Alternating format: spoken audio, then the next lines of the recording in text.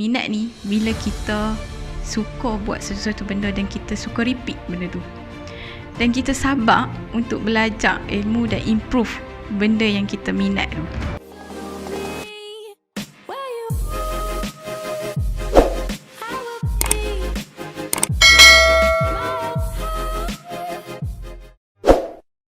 Bismillahirrahmanirrahim. Assalamualaikum semua. Jadi kita jumpa lagi dalam video kali ini. Terima kasih banyak-banyak untuk hampa yang dah subscribe channel ni, dan bagi yang belum, hampa boleh tekan button subscribe dan aktifkan loceng notifikasi tu supaya hampa tak terlepas update video-video terbaru daripada Nisa. Okay, baik. Hari ni Nisa nak berkongsi dengan hampa satu topik. Macam mana kita nak tahu apa minat kita dan macam mana kita nak jadikan minat kita tu satu benda yang boleh mendatangkan income untuk kita. First, yang Nisa tengok dekat Nisa, macam mana Nisa tahu minat Nisa ni. Minat ni bila kita suka buat sesuatu benda dan kita suka repeat benda tu. Dan kita sabar untuk belajar ilmu dan improve benda yang kita minat tu. Okay, contoh macam Nisa suka buat video. Nisa suka buat video dan Nisa sabar. Kita sabar untuk nak belajar macam mana nak tengok angle dia, lighting dia. Oh, ni nak pakai lens apa? Oh, ni nak ni angle macam mana? Oh, macam mana nak buat jalan cerita ni? Dan ada satu benda yang Nisa rasa masa tengah shoot tu, dia tak rasa langsung penat tau. Dia tak rasa langsung penat. Dia macam fokus nak habiskan shoot, nak dapat angle yang terbaik, jalan cerita yang best. So macam bila dah habis tu baru rasa macam, oh, penat gila. Masa dah habis energi. So masa tu yang kita rasa macam itulah minat. Walaupun kita penat, kita akan terus buat. So dapat rasakan itulah minat sebenarnya. So macam mana kita nak jadikan minat kita ni satu benda yang mendatangkan income. Yang ni apa yang pengalaman Nisa. Macam mana Nisa Nisa nak buat job wedding photographer tu. Dan Nisa bermula dengan Nisa pun tak pandai sangat pasal kamera. Nisa tak reti pun. Beli kamera, Nisa tahu pakai auto. Apa tahu pakai auto. Cuba bayangkan jadi fotografer wedding pakai auto. Mana ada orang pakai manual. So masa tu Nisa tak pandai teknikal kamera. So Nisa ikutlah cikgu Nisa pun, dia fotografer wedding. So Nisa macam, yelah, bila kita nak buat satu-satu benda, okay, kita dah tahu kita suka fotografi, kita nak jadi wedding photographer. So kita kena ikut jalan tu. Kita cari siapa orang yang kita boleh follow. So dalam wedding photography ni kebanyakannya lelaki. Okay, kebanyakan lelaki. So macam berapa persen je perempuan. So Nisa segan sebenarnya dengan lelaki, tapi Alhamdulillah Nisa ada cikgu perempuan yang dia pun buat fotografi. So Nisa boleh ikut dia. So kita berguru, Nisa ikut dia. Nisa ikut satu wedding dengan dia. Nisa tengok macam mana dia buat kerja. Okay, so kita follow rapat. Kita follow rapat. Macam selalu tanya dia. Kita tanya orang yang berpengalaman kan. So macam contoh macam sekarang ni macam banyak budak-budak muda nak jadi gamer lah, screamer lah, macam semua tu kan. So adik Nisa pun dia suka game. So Nisa cakap, kalau nak jadikan benda ni satu benda yang mendatangkan income ke hang tengok siapa yang dah berjaya dalam bidang ni. Okay, dalam gamer ni jangan main game kosong. Kalau nak buat duit dalam game tu, tengok siapa yang dah berjaya buat duit dalam game ni. Siapa yang dah berjaya jadi streamer yang dah dapat income apa semua tu kan. So dia pun belajar kat situ, macam ikut depa, tengok tiru apa yang depa buat. So macam Nisa pun nak, yelah, bila dah dapat kamera ni, kita macam dah otak, oh, wedding photographer lah, boleh buat job kan. Itu je dalam fikiran. Kalau photographer je wedding, asal wedding je photographer. So macam tak ada benda lain. Okay, masa tak apalah, follow cikgu Nisa, tengok macam mana dia buat kerja. So macam kalau pergi kena kahwin kan, pun tengok macam mana fotografer tu buat kerja. Dia pakai berapa kamera kan, macam mana dia set up lighting kan. Kadang setengah dia bawa lighting kan.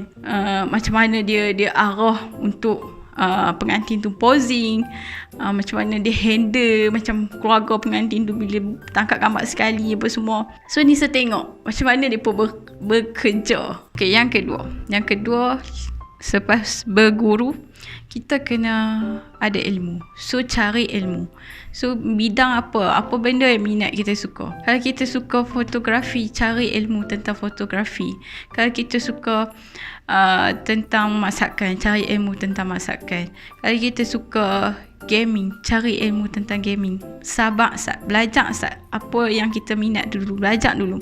Kalau kita nak jadi YouTuber, belajar macam mana nak jadi YouTuber. Kena belajar juga setting-setting dekat YouTube apa semua kan. Macam mana YouTuber boleh buat duit. So kita kena sabar untuk belajar. Itu yang kedua. Yang ketiga, buat je. Terus buat. Buat dan konsisten. Okay, macam kalau kita jadi fotografer kan, sediakan portfolio gambar yang kita tangkap. Contoh kita jadi fotografer wedding. Tak apa, first tu mungkin kita tak dibayar lagi, kita tak dapat. So open dulu, mungkin kita boleh open job macam, okay, siapa nak aku tangkap gambar, tak pun nak ambil lah juga duit tu kan, nak ambil juga upahan, ambil lah dalam berapa puluh ringgit. Ikut kemahiran yang macam mana, ikutlah, macam janganlah macam kita baru nak start tiba-tiba letak harga dah macam dah macam power sangat kan. So macam ikut kita punya skill apa semua kan. So contoh kita nak ambil juga lah upah mungkin duit minyak ke apa kan. So nak ambil gambar outdoor, tak apalah, kita buat dulu. So study dulu gambar apa kita nak ambil, buat dulu. Mungkin kita boleh buat secara percuma, maksudnya kita buat suka-suka dulu. Okay, kita start dengan suka-suka. Sebab saya tengok orang macam influencer apa semua tu kan, yang macam food page review apa semua benda tu, mereka tu pun start dengan masa buat tu buat suka-suka je, sampai dah tiba-tiba boleh buat jadikan income benda tu. Macam first macam suka-suka je buat video tu, tiba-tiba boleh jadi income. So first kita akan mula dengan suka dulu. Kita akan buat benda tu secara percuma. So kalau fotografer nak jadi fotografer wedding pun open je dulu. Buatlah, ambil dalam 10 orang ke kan, kita tangkap gambar dan kita buat portfolio kita. So macam kita dah ada hasil. So lepas ni kalau kita nak open untuk job, kita nak macam open untuk orang nak tangkap gambar wedding ke apa, so kita dah ada macam orang cakap nak tengok boleh tak gambar yang dah tangkap apa. So kita boleh tunjuk gambar-gambar tu. So kita boleh tengok macam mana fotografer buat dia punya portfolio, macam mana dia percantikkan portfolio dia. So macam tu juga kalau kita nak jadi apa, nak jadi gamer. So belajar macam mana gamer ni, kena belajar ke. Mungkin adalah juga ilmu gaming kan, kita tak tahu. So nak jadi YouTuber kan, jadi YouTuber pun belajar apa benda yang kita nak belajar, then buat je buat sampai dapat. Jangan berhenti selagi tak dapat. So itulah sebab Nisa pun mula buat macam wedding tu pun first macam ambil murah je dulu. Ambil murah je. Tak berani letak harga mahal. Sampai dah macam kita dah yakin dah, kita boleh dengan servis kita, dengan ilmu kemahiran kita, dan kita boleh letak satu value untuk diri kita. So masa tu boleh, insyaAllah. Sebab benda ni kan kadang-kadang pernah kita dengar yang macam benda yang kita nak boleh buat dalam masa jangka panjang ni adalah benda yang kita minat. Sebab Nisa setuju benda tu. Sebab benda yang kita minat ni, kita ada kesabaran untuk kita bertahan, untuk kita sabar. Macam mungkin kadang-kadang adalah juga stuck ke, malas ke apa, tapi kita sabar untuk terus buat. Sebab kita suka buat benda tu, suka nak improve. Ada benda yang kita suka. So sebab itulah kita kena ada minat. Nisa tahu setiap orang ada minat dia. Walaupun kadang-kadang minat dia tak apa nampak, kadang-kadang macam dia tak perasan pun tu sebenarnya minat dia. Tapi dia kadang kawan lah. Kawan ni dia memainkan peranan yang penting. Sebab kadang-kadang kita tak pandai nak nilai diri kita, orang lain yang boleh nilai kita kan. So kadang-kadang alhamdulillah Nisa ada kawan yang dia macam boleh menampakkan Nisa punya minat. Sebab masa Nisa belajar tu, so hang boleh buat, aku tahu hang boleh buat benda ni. Sebenarnya betul.